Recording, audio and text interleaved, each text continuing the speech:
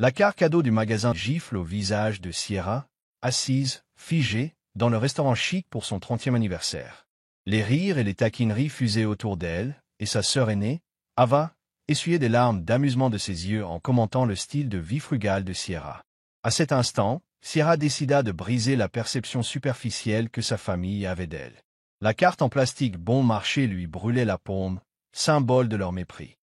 À leur insu, derrière son apparence modeste se cachaient des années d'ambition discrète et de planification minutieuse, un empire secret d'investissement qui allait bientôt bouleverser tout ce qu'il croyait d'elle. Sa mère, Bridget, intervint tout en ajustant son collier de perles, insistant sur le fait que le cadeau était pratique parce que Sierra était si économe. Pendant ce temps, son frère Lloyd ricanait dans sa coupe de champagne, ridiculisant ses échecs répétés aux entretiens d'embauche dans la banque d'investissement. Il supposait que l'appartement modeste de Sierra, sa Honda d'occasion et sa garde-robe de friperie étaient la preuve d'une vie ratée. En vérité, chaque centime qu'elle avait économisé pendant 8 longues années avait été investi judicieusement. Alors que sa famille considérait son style de vie comme un défaut personnel, Sierra amassait silencieusement une richesse dépassant leurs rêves les plus fous, planifiant un moment qui les forcerait à reconnaître sa véritable réussite. Au restaurant, la conversation bourdonnait de nouvelles économiques lorsque son père, Malcolm, l'interrompit pour partager la dernière mise à jour de l'entreprise depuis son téléphone. Lloyd se vanta d'avoir conclu une affaire majeure chez Clayton Corporation, confiant dans son avantage non mérité. Au milieu de tout cela, le regard de Sierra croisa celui d'Eric, le directeur du restaurant et son plus proche confident, dont le regard entendu reconnaissait le secret qu'elle détenait. Bien que la pièce fût remplie de rires et de remarques désinvoltes sur ses habitudes frugales, l'esprit de Sierra était déjà en ébullition. Les humiliations de la journée n'étaient pas des revers, mais plutôt le carburant d'un plan soigneusement orchestré pour récupérer sa valeur et exposer la vérité sur ses réalisations cachées. Plus tôt ce matin-là, une notification sur le téléphone de Sierra avait confirmé la valeur croissante de son portefeuille d'actions méticuleusement constitué. D'une voix posée et déterminée, elle avait eu l'intention de partager cette excellente nouvelle avec sa famille. Cependant, avant qu'elle ne puisse parler, l'exclamation d'Ava à l'arrivée d'un ancien camarade de classe prospère fit dérailler le moment. L'attention de la famille se tourna vers les commérages et les triomphes, laissant Sierra seule avec son secret. Alors qu'elle serrait la carte cadeau du magasin d'occasion, une braise de résolution s'enflamma en elle.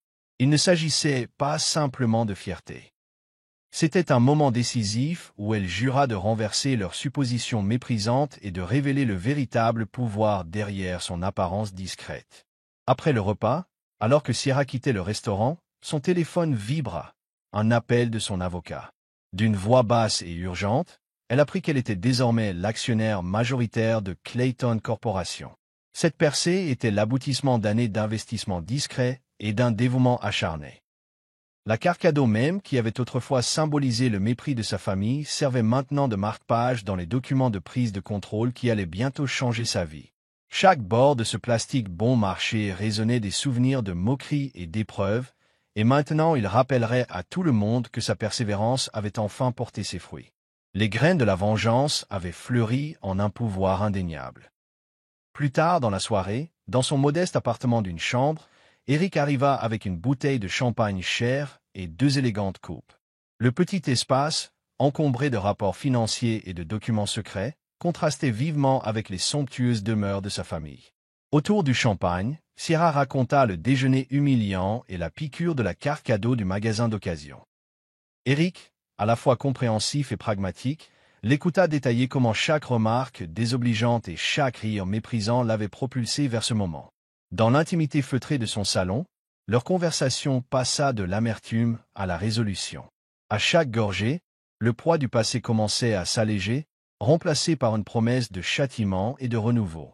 La détermination de Sierra se cristallisa alors qu'elle exposait son plan pour remodeler Clayton Corporation de l'intérieur. Assise en face d'Eric, elle expliqua que sa stratégie ne concernait pas simplement une vengeance personnelle, mais visait à responsabiliser une entreprise longtemps minée par le népotisme et le favoritisme. Le département de Lloyd, accablé par de mauvaises performances, serait la première cible. Chaque division sous-performante serait examinée et restructurée, en commençant par supprimer les postes confortables qui lui avaient été attribués. Les yeux d'Eric brillaient d'admiration et de prudence alors qu'il écoutait son approche méthodique. Son plan était complexe, calculé et, surtout, une reconquête du respect qui lui avait été refusé pendant des années. L'intensité de sa mission s'approfondit lors d'une rencontre tendue dans un café voisin quand Ava apparut de manière inattendue. Assise à une table à seulement 20 pâtés de maison de son appartement, les ongles parfaitement manucurés d'Ava tapotaient sur la table alors qu'elle confrontait Sierra. Avec un mélange d'accusation et de supériorité, Ava affirma avoir recueilli des informations confidentielles sur le nouvel investisseur et laissa entendre qu'elle exposerait les participations secrètes de Sierra. La conversation crépitait de décennies de rivalité fraternelle, non résolue. Malgré la menace, la voix de Sierra resta ferme. Elle répliqua avec une logique froide, soulignant que ses actions étaient une réponse justifiée à des années de condescendance. Leur joute verbale révéla non seulement de vieilles blessures, mais aussi les enjeux élevés d'une bataille pour l'identité et le contrôle. Dans ce moment chargé, Sierra reconnut que sa lutte dépassait la simple justification personnelle. Il s'agissait de forcer sa famille à affronter sa propre hypocrisie.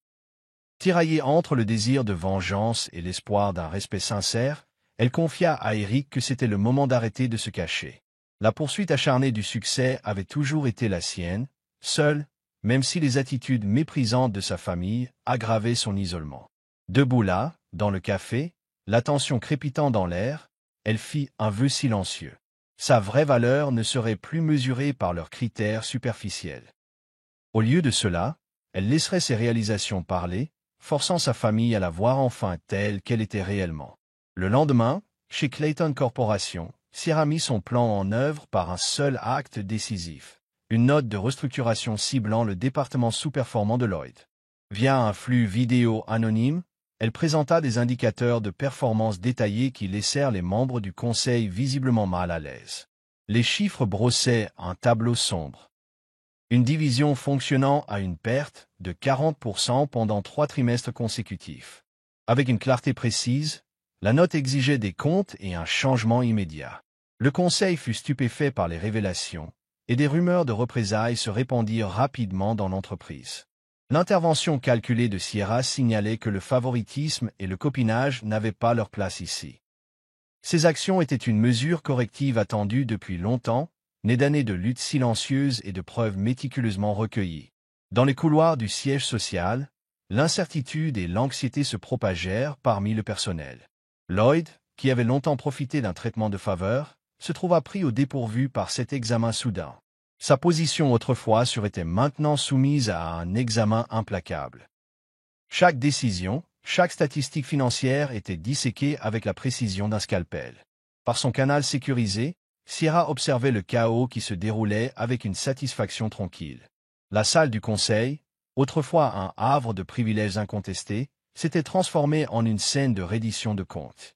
Chaque commentaire critique et chaque question pointue mettait à nu les défaillances systémiques qu'on avait laissées s'envenimer pendant des années.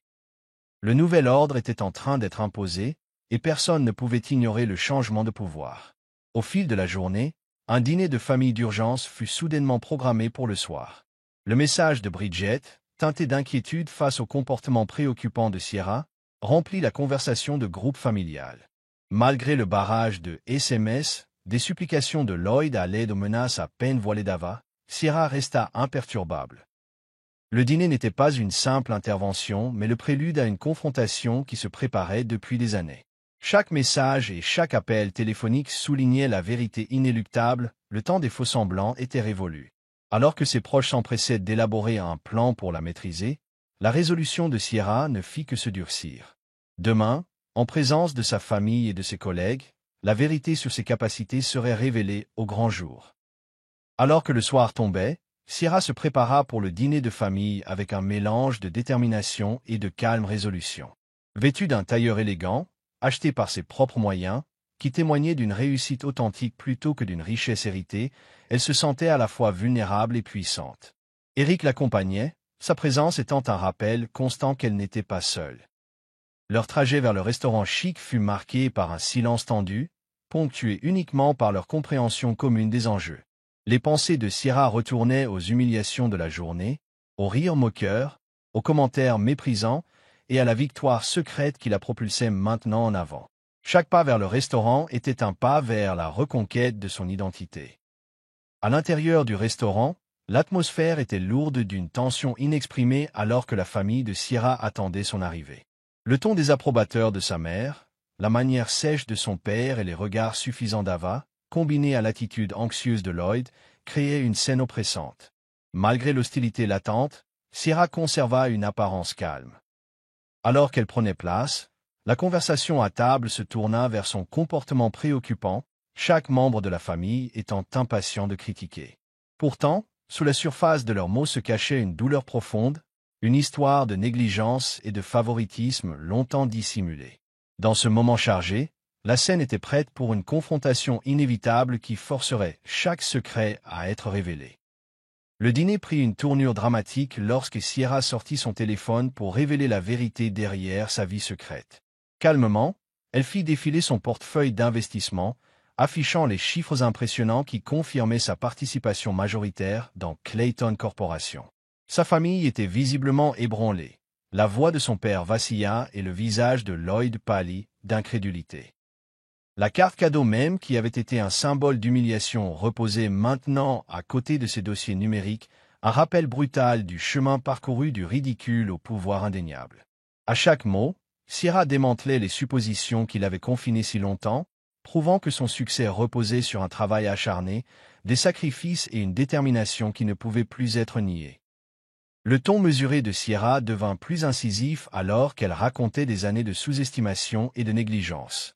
Elle remit en question l'idée de sa famille selon laquelle le succès ne pouvait prendre qu'une seule forme, une vie de privilèges et d'avantages hérités. Au lieu de cela, expliqua-t-elle, ses investissements prudents et sa détermination acharnée avaient abouti à un véritable succès selon ses propres termes. Pendant qu'elle parlait, la pièce devint silencieuse. Même le regard de soutien d'Eric était rempli d'un mélange de fierté et d'inquiétude.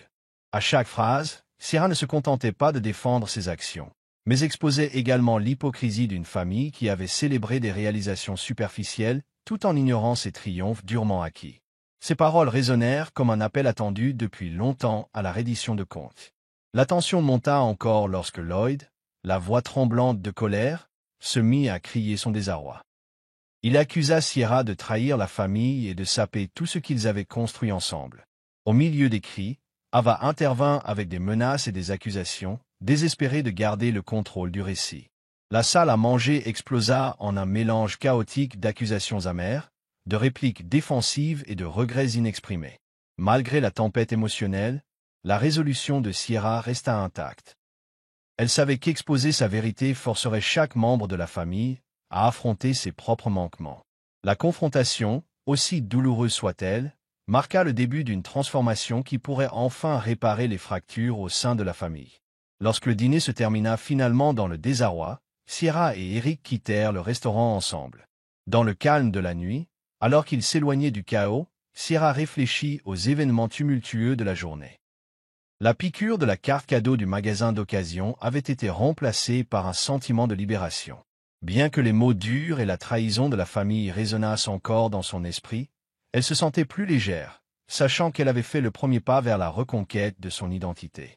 La présence constante d'Eric la rassura sur le fait que le douloureux processus de changement était nécessaire.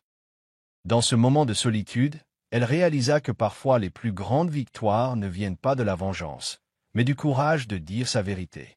Le lendemain matin, le monde de l'entreprise l'appelait, et Sierra se prépara pour la réunion décisive du conseil d'administration de Clayton Corporation. L'évaluation des performances du département de Lloyd était devenue le point central de la journée. Lors d'une session à huis clos sécurisée, elle présenta les indicateurs financiers révisés avec confiance et autorité. Chaque statistique affichée soulignait les échecs longtemps ignorés. Les membres du conseil écoutèrent attentivement tandis que Sierra exposait le besoin urgent de responsabilisation et d'excellence opérationnelle. Sa voix, claire et intransigeante, portait le poids d'années de planification discrète et de sacrifice. Dans cette pièce, les anciennes méthodes de népotisme et de favoritisme étaient remises en question par une nouvelle ère définie par le mérite et les résultats. Au sein de la salle de conseil tendue, Sierra conserva un calme inébranlable tout en poursuivant sa présentation. Chaque diapositive de données de performance servait de déclaration que le temps des privilèges non mérités était révolu. Les membres du Conseil, initialement réticents à accepter les changements drastiques, reconnurent bientôt la nécessité de la restructuration.